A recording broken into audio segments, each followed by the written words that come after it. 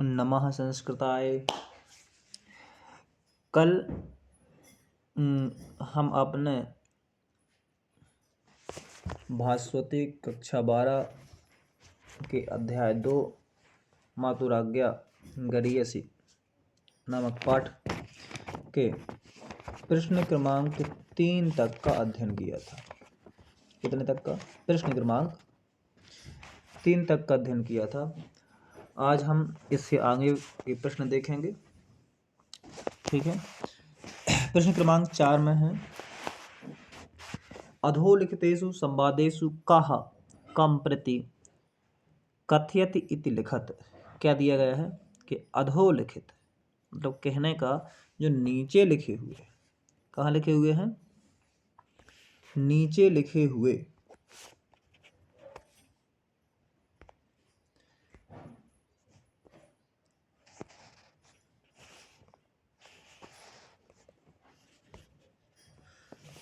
तो नीचे लिखे हुए प्रश्नों का या संवादों को किसने और किससे कहा या किसने किसके प्रति कहा, इन प्रश्नों का उत्तर देना है। पहला प्रश्न है एक शरीर संक्षिप्तता। क्या दी है? एक शरीर संक्षिप्ता पृथ्वी रक्षितव्या, यानी एक शरीर में संक्षिप्त पृथ्वी की रक्षा करना चाहिए, या एक शरीर में संचित पृथ्वी की रक्षा करनी है। यह शब्द किस राम ने कहा था? किससे कहा था? कंचुकी से कहा था। इसलिए जहाँ कहा कथयति जो लिखा है उसके नीचे लिखेंगे पर रामः, और कम प्रति जो कथयति लिखा है उसके नीचे लिखेंगे कांचुकीयम। क्या लिखेंगे? कांचुकीयम। ध्यान रखना, कहा कथयति के नीचे लिखना है रामः और कम प्रति कथयति के नीचे लिखना है कांचुकीयम, क्योंकि यह वाक्य किसने कहा था? राम ने कहा था। इसलिए रामः और किससे कहा? कांचुकीयम से कहा, तो क्या लिखें? कांचुकीयम। खा नंबर को देखो, इसमें लिखा है अल्पम उपहतासु स्त्री बुद्धिषु स्वमार्जम उपनिपेक्षितुम। अल्पम उपहतासु स्त्री बुद्धि स्वमार्जम उपनिपेक्षितुम। यह बात किसने कहा था? कहा कथयति ही। किसने कहा? तो कांचुकीयः।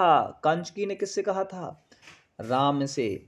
तो इस बात को ध्यान रखना है, किसी भी शब्द को ध्यान दे के लिखना है कि कहा किसने।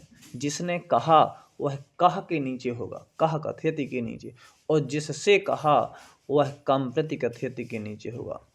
तो अल्पम उपहतासु स्त्री बुद्धिषु स्वमार्जवम उपनिपेक्षितुम किसने कहा था? कांचुकीयम ने कहा था।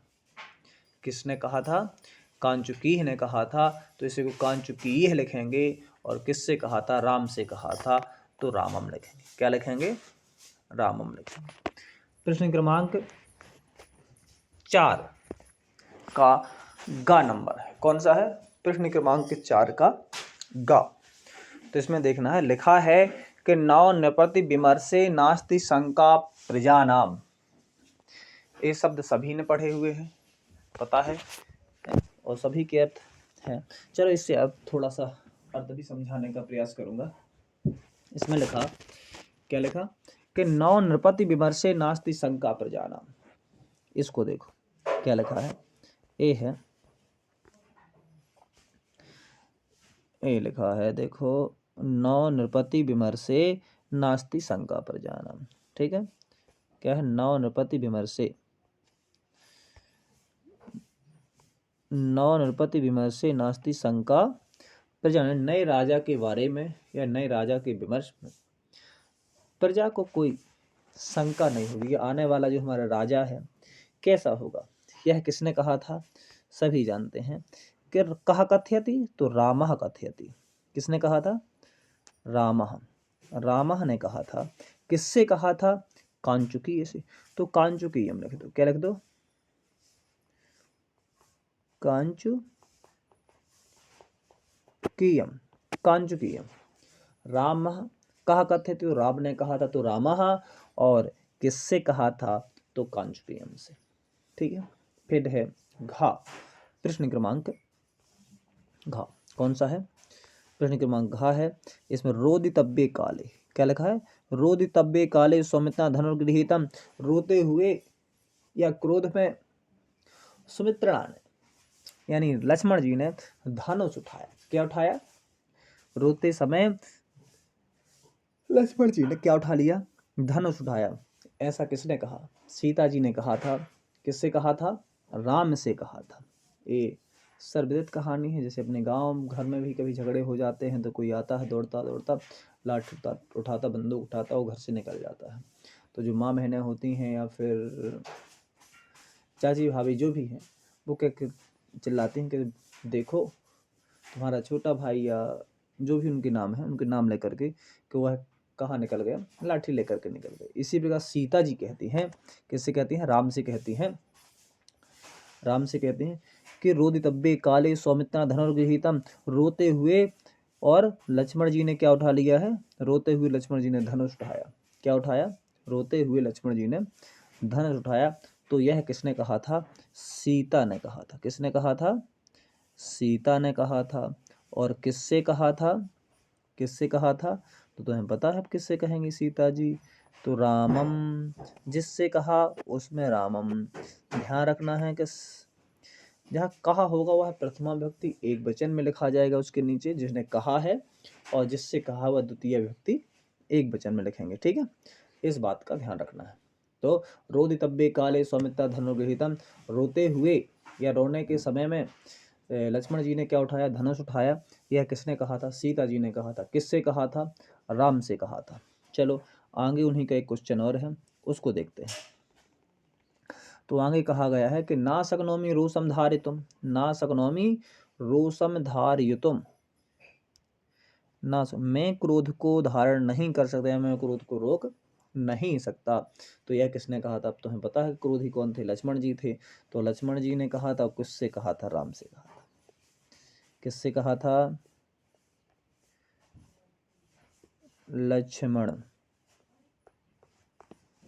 लक्ष्मण ने कहा था। किससे कहा था? राम। तो ध्यान रखना, लक्ष्मणः और रामम। क्या? लक्ष्मणः और रामम। इस तरह ध्यान रखना कि ना शक्नोमि रोषम धारितुम किसने कहा था? लक्ष्मण जी ने कहा था। किससे कहा था? राम से कहा था। फिर एनाम उद्देश्य देवतानां प्रमाणः क्रियते, एनाम उद्देश्य देवतानां प्रणामः, एनाम उद्देश्य देवतानां प्रणामः क्रियते, इस उद्देश्य से तो मैंने देवताओं को प्रणाम कर लिया है। क्या? इस उद्देश्य से मैंने क्या किया है? देवताओं को प्रणाम कर लिया है। यह किसने कहा था? यह सीता जी ने कहा था। किससे कहा था? राम जी से। किससे कहा था? एनाम उद्देश्य देवता नाम प्रणामः किसने कहा था? तो यह कहा था सीता जी ने। और क्यों कहा था? उस समय कहा था जब रामचंद्र वनवास जा रहे थे। कहाँ जा रहे थे? वनवास जा रहे थे। और राम ने सीता जी से कहा कि तुम्हें घर पर रहना चाहिए और माता पिता की सेवा करनी चाहिए। क्या करनी चाहिए? सेवा करनी चाहिए। तो सीता जी ने कहा था एनाम उद्देश्य देवता नाम प्रणामः क्रियते, इस उद्देश्य से मैंने देवताओं से को प्रणाम कर लिया है। ठीक है, मैंने देवताओं से क्षमा मांग ली है कि मेरा जाना जरूरी है, यानी मैं भगवान राम के साथ ही वनवास जाऊंगी। ऐसा किसने कहा था? सीता जी ने कहा था। तो एनाम उद्देश्य देवता नाम प्रणामः क्रियते किसने कहा? सीता जी ने कहा। और किससे कहा? राम से। किससे कहा था? तो सीताया, तो सीता, केवल सीता। क्या? सीता। और किससे कहा? राम से कहा। तो रामम। क्या? रामम। ध्यान रखना, एनाम उद्देश्य देवता नाम प्रणामः क्रियते, यह किसने कहा? सीता ने कहा था। किससे कहा था? राम से कहा था। चलो आगे देखते हैं।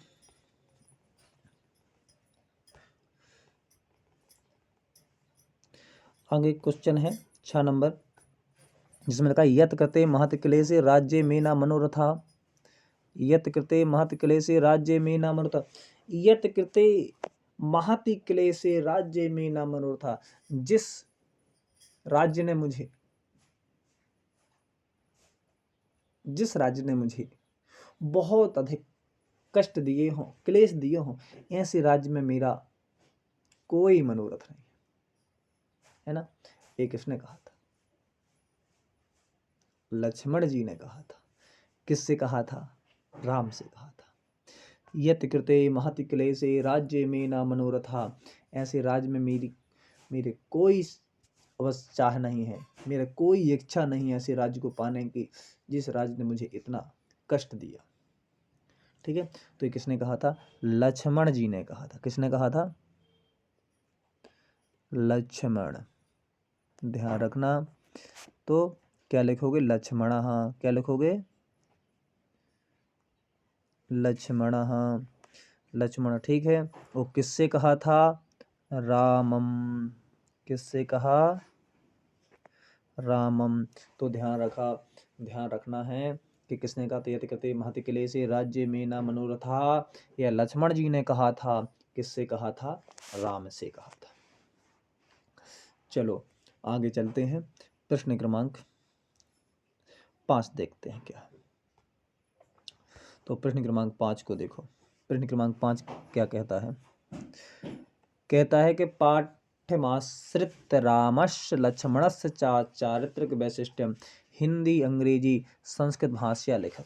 यानी पाठ के आधार पर है, पाठ को आधार बना करके राम और लक्ष्मण के चारित्रिक वैशिष्ट्य हिंदी और अंग्रेजी में लिखो। किस में लिखो? हिंदी में लिखो या फिर अंग्रेजी में लिख दो। चलो तो राम के पाठ को आधार बना करके थोड़ी बहुत अपन चर्चा करते हैं इसमें, बाकी आप देख लेना।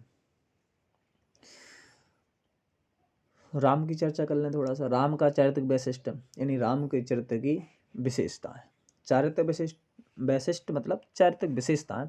तो राम के चरित्र की विशेषताएं क्या थी? तो पाठ के आधार पर राम में माता पिता की भक्ति, बड़ों का सम्मान, अपने छोटे भाइयों के प्रति प्रेम तथा आदर्श पति के गुण दिखाई दिए। जब कंचकीय उनके राज्याभिषेक न होने और 14 वर्ष के वनवास का कारण माता कैकेयी को बताता है, तो वह इसमें भी माता की निंदा न करके किसी अच्छे परिणाम के विषय में ही कहते हैं। किसके विषय में? अच्छे परिणाम के विषय में ही कहते हैं। वे अपने माता पिता के प्रति अपशब्द सुनने को तैयार नहीं है। वे अपने माता पिता के प्रति अपशब्द सुनने को तैयार नहीं है। इस प्रकार उनमें एक आदर्श पुत्र के लक्षण दृष्टिगोचर होते हैं। वह इतने संतोषी है कि राजमहल में घटित घटनाक्रमों को भाग्य का नियम मानकर स्वीकार कर लेते हैं कि यह जो है सब भाग्य की बात है और यह हमारी किस्मत में था। कैकेयी के द्वारा भरत के लिए राज्य मांगने पर वे जरा भी ईर्ष्या नहीं करते। क्या नहीं करते? वे जरा भी ईर्ष्या नहीं करते। इस प्रकार से भरत राजा राम का यह चारित्र्य विशेष पाठ के आधार पर ही था। लक्ष्मण जी का थोड़ा सा देख लें। तो लिखेंगे कैसे? यही लिखेंगे कि प्रस्तुत पाठ के आधार पर लक्ष्मण के चरित्र की विशेषताओं के रूप में हम कह सकते हैं, या लक्ष्मण जी की चरित्र विशेषता निम्न है। इसी प्रकार राम में लिखोगे।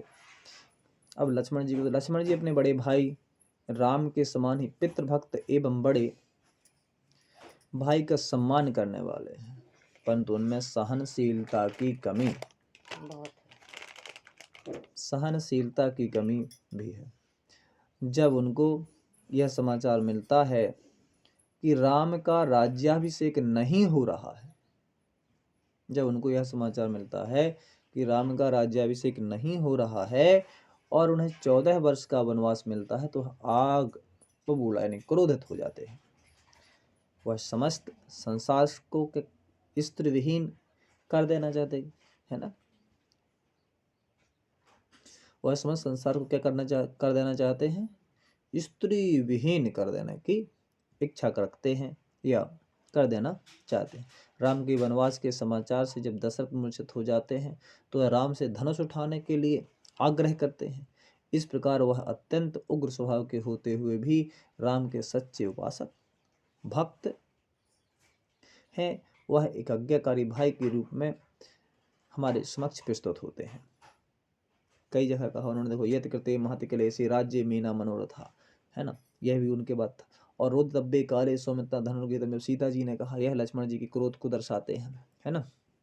और एक बात और थी, जब उनको लोकम स्त्री संसार लोक को युवती रहितम कर तुम निश्चय, और लक्ष्मण जी ने एक चीज और कहा था कि इस संसार को मैंने युवतियों से रहित करने का निश्चय कर लिया है। ये सब क्या कहते हैं, ये सब बताते हैं कि निश्चित रूप से लक्ष्मण जी अत्यधिक क्रोध स्वभाव के थे। ठीक है, आगे चलो देखते हैं। अब इसमें प्रश्न क्रमांक 6। हाँ, और एक बात और है, इसमें जैसे हम कोई बात बताते हैं समझ में नहीं आती, उसको वीडियो को रोक करके, क्या करके, वीडियो को रोक करके बार बार देखें। ठीक है, 1 से 2 बार देखेंगे बात स्पष्ट हो जाएगी। कहीं लगता है कि वीडियो जल्दी है तो उसमें गौर करना, उसको देख करके वीडियो रोक लें, उसको करके लिखते चलें। ठीक है, और यह वीडियो केवल इस उद्देश्य से बनाई जा रही है कि वार्षिक परीक्षा जो 2023-24 की फरवरी मार्च में होने वाली है, उसमें केवल देखो अध्याय तो सभी ने पढ़े हैं, स्कूल में भी पढ़े हैं, प्रश्नोत्तर भी सभी के लिए पढ़े, लेकिन आपको दोहराने के लिए, क्या करने के लिए, प्रश्नोत्तरी दोहराने के लिए टाइम नहीं है, कुछ कोई भी समस्या है तो उस बीच में आप यह वीडियो को चालू करके देखना, काम करते जाएं और वीडियो देखते जाएं, ताकि आपकी वह रिवीजन हो जाए। इस उद्देश्य से इसको केवल बनाया गया है। चलो, अब है पाठात चित्वा अव्यय पदानि लिखत उदाहरणानि ननु तत्र। तो अब इसमें काफ़ी अव्यय पद आए होंगे, ये आपका काम है, आप छाट करके लिख लिए। अव्यय आप सभी लोग जानते हैं, चा है, एव है, एव है, अत है, ना है, कुत है, अतः है, खुला है, पुरता है, ठीक है, अत्र है, कथम है, कीदृशा है। इस प्रकार से जो भी शब्द हैं, इन शब्दों को आप क्या कर लें, छांट करके, पाठ से छांट करके लिखें, और अपने उसे स्वयं लिखेंगे तो कुछ अलग होगा। प्रश्न क्रमांक 7 को देखते हैं। किसको देखते हैं? प्रश्न क्रमांक 7। प्रश्न क्रमांक 7 को देखो, तो प्रश्न क्रमांक 7 क्या कहता है, इसको ध्यान रखना। ये है प्रश्न क्रमांक 7। प्रश्न क्रमांक 7 में कहा था अधोलिखितेषु, क्या कहा, अधोलिखितेषु पदेषु प्रकृति प्रत्यय पृथक कृत्वा लिखत। यदि नीचे लिखे हुए पदों के प्रकृति प्रत्यय, प्रकृति को और प्रत्यय को पृथक करके लिखो। प्रकृति अर्थात उसकी उत्पत्ति कहाँ से हुई है, उपसर्ग क्या है, धातु या शब्द क्या है, और उसमें प्रत्यय कौन से है। बस केवल इतना ही अपन को लिखना है और विशेष नहीं। पहला शब्द देखो, पहला शब्द क्या दिया है, ए दिया, देखो परित्रातव्य, क्या दिया है, परित्रातव्य। तो पहला शब्द है परित्रातव्य। तो सभी को पता है कि परि क्या है, परि इसमें उपसर्ग है।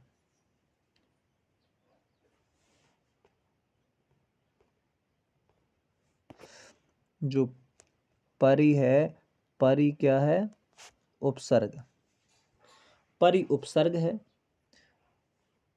प्लस त्रा धातु है, क्या है, त्रा धातु है, और तव्यत प्रत्यय, कौन सा है, तव्यत प्रत्यय, ध्यान रखना। ठीक है, परि ये जो है उपसर्ग है, त्रा धातु है, और तव्यत क्या है, प्रत्यय है। परित्रातव्य, हाँ क्या बना है, परि उपसर्ग, त्रा धातु और तव्यत प्रत्यय है। इस बात का ध्यान रखना। दूसरा शब्द दिया गया है, दूसरा शब्द है वक्तव्य। क्या दिया है, दूसरा शब्द दिया है वक्तव्यम। तो वक्तव्यम को देख लेना, वक्तव्यम में क्या है, वक्तव्यम। तो वक्तव्यम जो ये शब्द दिया गया है, इसमें क्या है, वक्तव्यम में वच धातु है और तव्यत प्रत्यय है। कौन सी धातु है, वच धातु है, और अभी जो अपन ने पढ़ा था वह तव्यत प्रत्यय है। कौन सा प्रत्यय है, तव्यत, तव्यत प्रत्यय, वच धातु और तव्यत प्रत्यय। रक्षितव्या, अगला जो क्रम का शब्द है वह कौन सा है, रक्षितव्या। अगले क्रम का शब्द जो दिया है वो कौन सा दिया है, रक्षितव्या। सभी को पता है, कोई टेंशन वाली बात नहीं है। ठीक है, कि रक्ष धातु है, कौन सी धातु है, रक्ष धातु है। और तब्यत, अभी जो बार बार प्रश्न आ रहा है, तब्यत, तब्यत क्या है, प्रत्यय है, ध्यान रखना। ठीक है, इसके बाद आगे कौन सा दिया है, आगे दिया है भवितव्यम, दुनिया जानती है भू धातु है और तब्यत प्रत्यय है, कौन सी है, भू धातु और तब्यत प्रत्यय। अब जो तब्यत वाले 4 प्रश्न दिए हैं उनको देख लो। पहला परित्रातव्य, तो परि उपसर्ग, त्रा धातु और तब्यत प्रत्यय। दूसरा दिया है, पहला हो गया, ठीक है, फिर दूसरा दिया है वक्तव्यम, वच धातु और तब्यत प्रत्यय। तीसरा दिया है रक्षितव्या, तो रक्ष धातु तब्यत प्रत्यय। और फिर दिया है भवितव्यम, भू धातु और तब्यत प्रत्यय। ये 4 आशा करते हैं कि 4 समझ में आए होंगे। ठीक है, यहाँ से देख लो, ये है भवितव्यम तक। ठीक है, भवितव्यम तक एक जो 4 शब्द दिए हुए हैं, ये चारों के चारों किसमें है, तब्यत प्रत्यय है। पहला है पुल्लिंग में, दूसरा है स्त्रीलिंग में और तीसरा है स्त्रीलिंग में और चौथा है नपुंसकलिंग। पहला पुल्लिंग में, दूसरा नपुंसकलिंग में, तीसरा स्त्रीलिंग में और चौथा नपुंसकलिंग में। इसके बाद है पुत्रवती, सभी को पता है पुत्र शब्द के साथ वतु प्रत्यय लगाने से पुत्रवती बनता है। क्या बनता है, वतु प्रत्यय लगाना है, कौन सा लगाना, वतुप। तो ध्यान रखना, इसमें वतुप का केवल एक ही दिखाई देता है, कौन सा दिखाई देता, केवल एक ही दिखाई देता है वतुप का, पुत्रवती। कौन सा, ए है, जो पुत्रवती है यह वतुप प्रत्यय का है, अच्छे से ध्यान रखना। यह पुत्र क्या है, पुत्र इसमें क्या है, शब्द है एक, पुत्र जो है इसमें एक शब्द है और पुत्र शब्द के साथ वतुप प्रत्यय लगा दिया गया। कौन सा, वतुप प्रत्यय लगाने से पुत्रवती बनता है। क्या बनता है, पुत्रवती बनता है, ध्यान रखना। ठीक है, इसके बाद है श्रोतुम, तो सभी को पता है श्रु धातु तुमन प्रत्यय। ठीक है, और श्रोतुम तुमन प्रत्यय के 2 उदाहरण और हैं यहाँ पर। ठीक है, ध्यान से देखना, तो एक से देख लो। पहला तो है श्रोतुम एक, और इसके बाद है धारितुम, ये 2 हैं।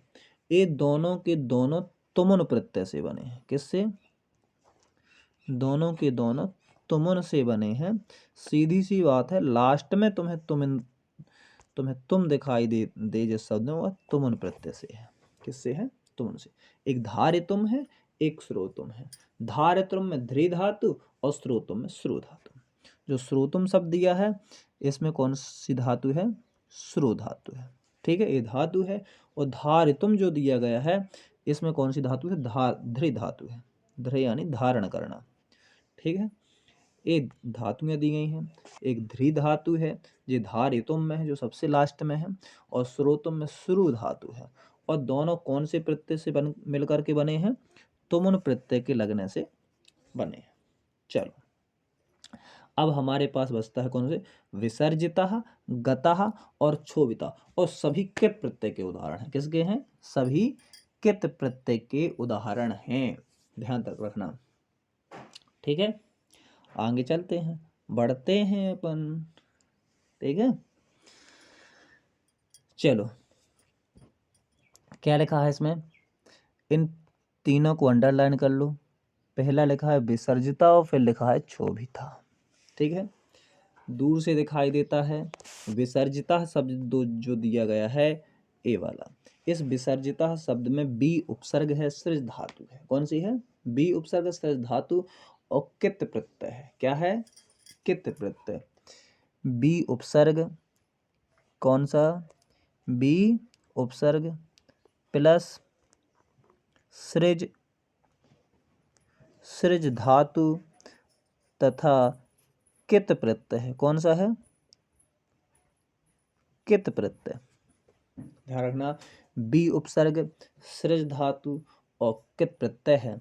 इसी प्रकार गतः, जो गतः दिया गया है, गतः में कौन सा है, तो गतः में गम धातु है। कौन सी है, गम धातु है और कित प्रत्यय है। ऐसे याद ना हो तो ध्यान रखना, जब कोई चला जाता तभी तो गम होता ना। तो गतः, गतः में गम धातु और कित प्रत्यय। फिर लिखा है क्षोभितः। क्या लिखा?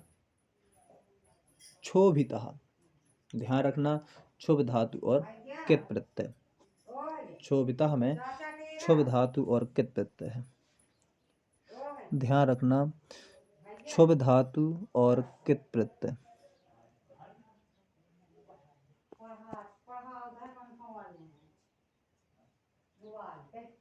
क्षुभ धातु कौन सी?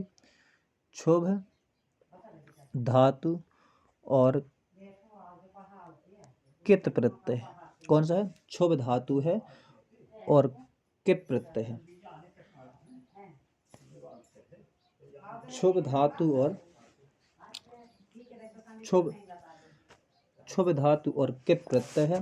ध्यान रखना, क्षोभितः में कौन सी है? क्षोभितः में क्षुभ धातु और कित प्रत्यय। गतः में गम धातु और कित प्रत्यय। विसर्जिता में बी उपसर्ग सृज धातु और कित प्रत्यय है।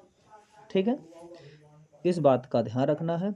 अब है अधोलिखितानां पदानां संस्कृत वाक्येषु प्रयोगः करणीयः। यहाँ नीचे लिखे हुए पदों का संस्कृत वाक्य में प्रयोग करना है। किस में करना है? अधोलिखितानां पदानां संस्कृत वाक्येषु प्रयोगः करणीयः। नीचे लिखे हुए वाक्यों का संस्कृत में प्रयोग करो। किसमें करो? अधोलिखितानां पदानां संस्कृत वाक्येषु संस्कृत करणीयः।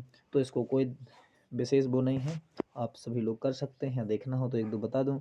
शरीरे स्वस्थ मस्तिष्कः भवति। ठीक है, शरीरे अरि प्रहरति प्रहरते। फिर इसके बाद दिया है और इसी में इसको भी बना सकते हो, शरीरे अरि प्रहरति सुदुर्जनः सज्जनम प्रहरति ही। ठीक है, प्रश्न क्रमांक 8 को बाद में देखेंगे। ठीक है, और विशेष वो नहीं है क्योंकि परीक्षा में ऐसे शब्द हमारे हिसाब से नहीं पूछे जाते हैं। आगे अपन देखते हैं। ठीक है, जो महत्वपूर्ण प्रश्न है पहले उन पर चर्चा हो जाए। प्रश्न क्रमांक 9। चलो प्रश्न क्रमांक 9 देखते हैं, फिर इसके बाद देखते हैं। ठीक है, प्रश्न क्रमांक 9 और प्रश्न क्रमांक 9 में क्या दिया है? ए है प्रश्न क्रमांक 9। अधोलिखितानां पदांशानां स्वभाषया भावार्थम लिखत। यानी नीचे लिखी हुई पदांशों के अपनी भाषा में भावार्थ लिखो। किसमें लिखना है? अपनी भाषा में लिखना है। तो अधोलिखितानां पदांशानां स्वभाषा भावार्थम लिखत। लिखा कि शरीरे प्रहरति हृदय सौजनस्ततः। बिल्कुल बस इस पंक्ति का अर्थ उसी प्रकार है जैसे अपन कहते हैं कि मेरी किश्ती वहां डूबी जहां पानी कम था, है ना। बस उसी आधार पर इस पंक्ति का पूरा अर्थ होता है कि शरीरे अरि प्रहरति, यानी जो शत्रु होते हैं वो तो सीधे सीधे शरीर में प्रहार करते हैं, जिन घायों को भरा जा सकता है, परंतु जो स्वजन होते हैं तथा जो स्वजन होते हैं, अपने जन होते हैं, वो हृदय में प्रहार करते हैं, मर्म स्थल में प्रहार करते हैं, जिन घावों को भरा नहीं जा सकता है। इसके बारे में सीधे सीधे लिख लो कि जिस प्रकार कोई शत्रु प्रहार करता है तो उससे हमारा शरीर घायल हो जाता है, परंतु शत्रु प्रहार से होने वाले जो घाव हैं वह समय आने पर भर जाते हैं। इसके विपरीत यदि कोई अपना व्यक्ति कभी कोई कटु बात कहता है या हमें धोखा देता है तो उससे हमारा हृदय क्या होता है? छलनी हो जाता है। क्या हो जाता है? छलनी हो जाता है। ठीक है, और जो हृदय के घाव होते हैं वे आसानी से नहीं भरते, बिल्कुल हर समय हमें कष्ट पहुंचाते रहते हैं। ठीक है, आगे देख लो। नौ नृपति विमस्ते नास्ति शंका प्रजानाम। अब जी तो भगवान राम ने कहा था, अभी कहा कथित कम प्रतिकथित में भी आया था। ठीक है, राम ने कंचुकी से कहा था कि नौ नृपति विमर्शते नास्ति शंका प्रजानाम। ठीक है, नए राजा के बारे में प्रजा को कोई शंका नहीं होगी। क्या नहीं होगी? कोई शंका कि आने वाला हमारा राजा कैसा है। तो आप जानते हो कि कैसे जब कंचुकी राम को कैकेयी के द्वारा राज्याभिषेक रुकवाने का समाचार देते हैं, क्या जब जो कंचुकी आते हैं और कहते हैं कि जो कैकेयी है उन्होंने आपका राज्य क्या कर दिया है? राज्याभिषेक, आपका राज्याभिषेक होना था लेकिन आपका राज्याभिषेक रोक करके भरत के लिए राज्य मांग लिया है, ये जो खबर देते हैं।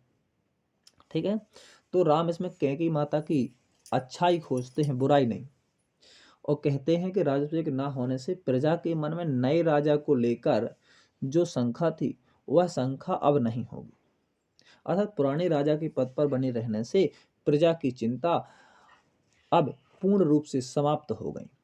क्या हो गई? पूर्ण रूप से। क्योंकि राम सोचते हैं कि कैकेयी ने जो राम का राज्याभिषेक को रोक दिया है, इससे राम राजा न बन करके और जो हमारे पिताजी हैं दशरथ जी हैं वह ही राज्यभार संभालेंगे। तो राम क्या कहते हैं कि इसमें कोई बात नहीं है, है ना। और दशरथ जी यदि राज्य को संभालते हैं तो जनता के मन में ये बात तो नहीं रहेगी कि राम राजा बनेगा तो वह आगे आकर के क्या करेगा, कैसा होगा। ये सब बातों में प्रजा के बारे में कोई चिंता नहीं रहेगी, ऐसा राम कहते हैं। किससे कहते हैं? कंचुकी इसे कहते हैं। फिर इसके बाद यह प्रश्न क्रमांक 9 का गा नंबर देखो, उसमें लिखा है कि यदि न सहसे राज्ञो मोहम धनु स्पर्श माध्यम, यदि आप राजा दशरथ के मोह को यानी मूर्छा को नहीं सह सकते हो तो धनुष उठाओ और माँ दयाम दया मत करो। क्या कहते हैं? धनुष उठाओ, दया मत करो। कब कहते हैं? जब दशरथ जी मूर्छित हो जाते हैं तो लक्ष्मण कहते हैं, और लक्ष्मण जी को जब यह समाचार मिलता है तो वह राम के क्रोध को उद्दीप्त करने के प्रयास से कहते हैं कि यदि आप महाराज दशरथ की मूर्छा को नहीं सह सकते तो धनुष उठाइए और शत्रु का संहार कर दीजिए, इन पर दया मत करो। लक्ष्मण जी की दृष्टि से में दया कायरों का अस्त्र और वीरों का नहीं है, इसलिए वीरोचित कार्य कीजिए। कौन कहता है? लक्ष्मण जी कहते हैं। किससे कहते हैं? राम से कहते हैं। इसके बाद यत कृते महत क्लेशे राज्य में न मनोरथ, यत कृते महत क्लेशे राज्य में न मनोरथ। ठीक है, जिस राज्य ने मुझे इतने सारे कष्ट दिए हों, यत कृते महत क्लेशे राज्य, जिस राज्य ने मुझे बहुत सारे कष्ट, इतने सारे कष्ट दिए हों, ऐसे राज्य को पाने में, ऐसे राज्य को भोगने में मेरी कोई इच्छा नहीं है, मेरा कोई लगाव नहीं है। ऐसा कौन कहता है? लक्ष्मण जी कहते हैं। कौन कहता है? ऐसा लक्ष्मण जी कहते हैं। कौन कहता है? लक्ष्मण जी कहते हैं कि यत कृते महत क्लेशे राज्य में न मनोरथा, जिस राज्य ने मुझे इतने सारे कष्ट दिए हैं इसमें मेरा कोई मनोरथ नहीं है। राम और लक्ष्मण के संवाद के बाद लक्ष्मण से उनकी भावना को न समझने के विषय में उल्लाहना देते हुए कहते हैं कि जिस राज्य के कारण भयंकर दुर उत्पन्न हुआ है, ऐसे राज्य की प्राप्ति में मेरा जरा भी अभिलाषा नहीं। राज्य किसी को भी मिल जाए मुझे कष्ट नहीं होगा।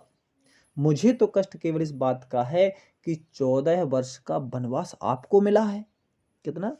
14 वर्ष का वनवास आपको मिला। राम और लक्ष्मण की वार्तालाप होती रही पूरे पाठ्य के अंतर्गत, ठीक है।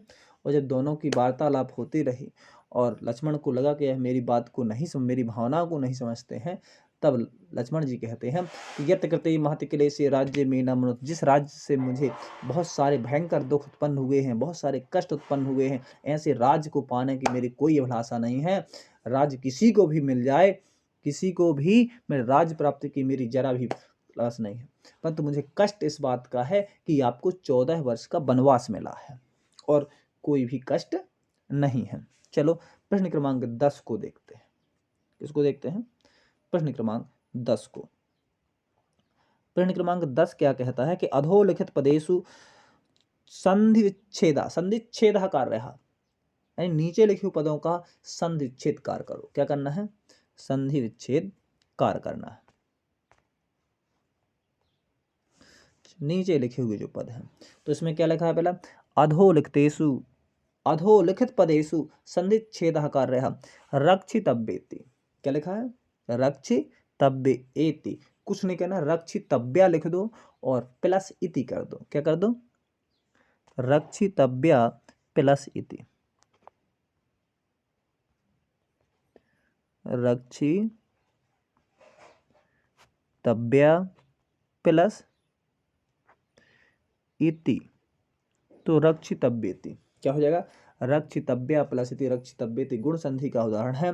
फिर लिखा है गुणेनात्र, तो कुछ नहीं करना, गुणेन प्लस अत्र कर दो, क्या कर दो, गुणेनात्र में गुणेन प्लस अत्र, गुणेन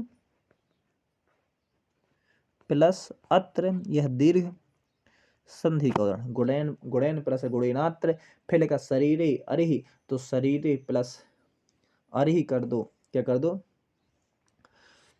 शरीरे प्लस अरि, शरीरे का शरीरे लिख दो, और यह जो लुप्ताकार दिखाई देता है तुम्हें डा डमरू के जैसा, उसको आ बना दो, कुछ नहीं करना। शरीरे का शरीरे जैसा लिखा हुआ है वैसा कर दो, और अरि का अरि कर दो। देखो जैसे अपन इसमें अरि को हटा दें, क्या कर दें, अरि को हटा दिया तो क्या बचा, शरीरे, और शरीरे का शरीरे लिख दिया, और प्लस इसके बाद अरि लिख दो, क्या लिख दो, अरि ही लिख दो, तो शरीरे प्लस अरि बराबर शरीरे ही। फिर सौ जनस तथा, कुछ नहीं करना है, सौ जनः, सा हटा दो बीच से, उस सा के स्थान पर दो बिंदी रख दो विसर्ग की, तो सौ जनः, और प्लस तथा लिख दो, तो सौ जनस तथा। फिर लिखा एना कार्यम, कुछ नहीं करना, एना कार्यम लिखाना, तो एन लिख दो पहले, तो एन, और फिर कार्यम तो लिखा है, तो कार्यम तो लिखना है, उसके पहले आ जोड़ दो, क्या जोड़ दो, एन अकार्यम, एना कार्य, एन अकार्यम, एन अकार्यम, ठीक है। फिर खलु वस्तम, तो कुछ नहीं, खलु धन अस्मत, खलु अस्मत लिखा, तो खलु धन अस्मत लिख दो, क्या लिख दो, खलु धन अस्मत। इसका है देखो, इसमें है खलु अस्मत लिखाना, इसमें कुछ नहीं करना, इसको लिखो खलु प्लस अस्मत। बस इस वीडियो का उद्देश्य केवल रिवीजन कार्य है, आप इसका अध्ययन कर चुके हो, पर वार्षिक परीक्षा आने वाली है, अर्धवार्षिक परीक्षा आने वाली है, उस उद्देश्य से केवल आप तक रिवीजन के उद्देश्य से इन प्रश्नों को पहुंचाना है। इसलिए तो वीडियो थोड़ा जल्दी बनाते हैं, प्रश्न को जल्दी कवर करते हैं, ठीक है, ध्यान रखना। आगे देखते हैं, किमप्यभिमतम, क्या लिखा है, किमप्यभिमतम, इसको देखना है, तो कुछ नहीं करना, किम का किम लिखो पहले, तो किम प्लस अपि प्लस अभिमतम, क्या लिखा, किम प्लस अपि प्लस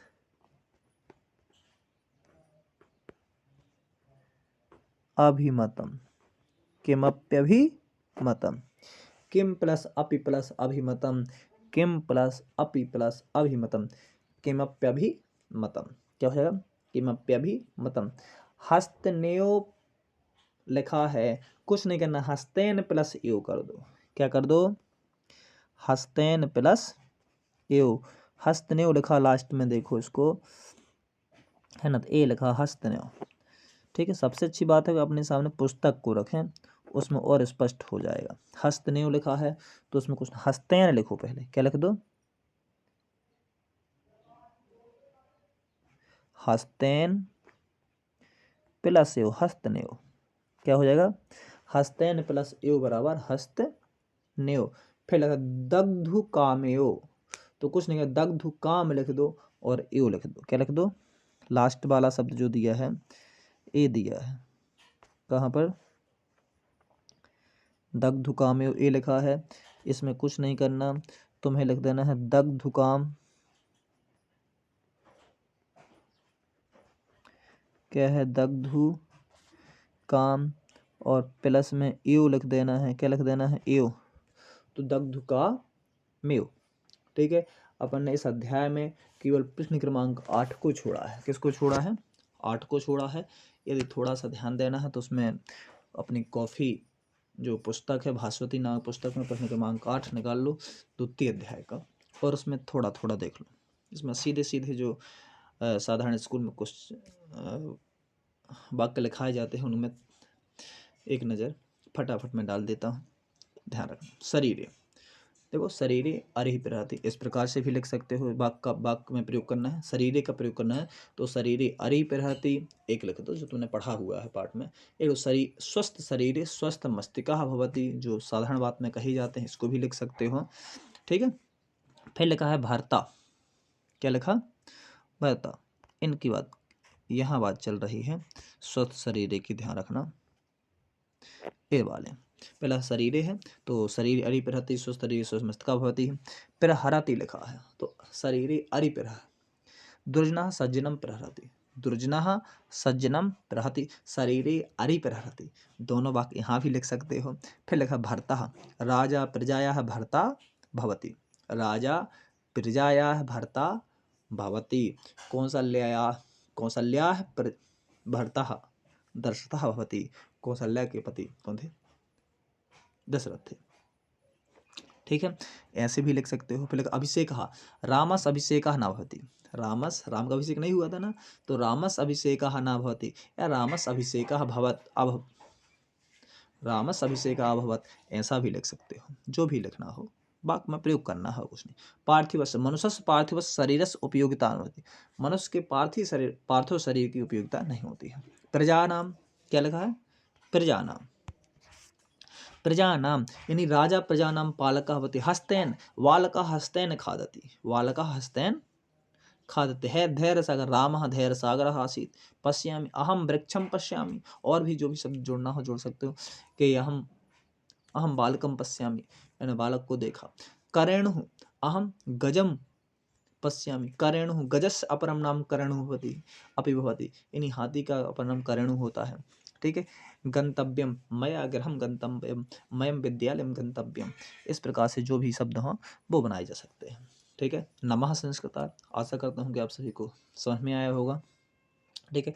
यहाँ से आगे वीडियो पाने के लिए आप इसको सब्सक्राइब और बेल आइकन जरूर दबाएं। ठीक है। मैं यह वीडियो लाइक शेयर आदि के उद्देश्य से नहीं, केवल इस उद्देश्य से बना रहा हूँ कि जो छात्र हैं मेरे, उन सभी छात्रों को स्कूल में अध्ययन कराने के बाद रिवीजन करने के लिए इन क्वेश्चन उन तक पहुंच सके, उनका आंसर पहुंच सके। ठीक है। और इसके अन्यथा मेरा और कोई उद्देश्य नहीं, ना इससे कोई विशेष मेरा मनोरथ है। अब मेरा केवल मनोरथ इतना है कि जो 12th में है और जो वार्षिक परीक्षा देने के उद्देश्य से हैं, उन बच्चों तक मेरे क्वेश्चन पहुँचे, उनको रिवीजन करने का मौका मिले। कुछ बच्चे ऐसे कभी विद्यालय नहीं पहुँच पाते हैं, तो उन तक एक क्वेश्चन पहुँच जाओ, ताकि वह वीडियो को रोक करके बीच में देख करके उनको अपनी पुस्तक में लिख सकें, जो अपनी बुक है उसमें लिख सकें, और जो अपना रफ कार्य है, जो भी पुस्तक फेयर कॉपी है, जो भी कॉपियाँ हैं, उनमें क्या करना है, इनको इनके आंसर लिख सकें और उनको पढ़ सकें और अच्छे अंक प्राप्त कर सकें। इसके आगे मेरा कोई उद्देश्य नहीं। नमः संस्कृताय।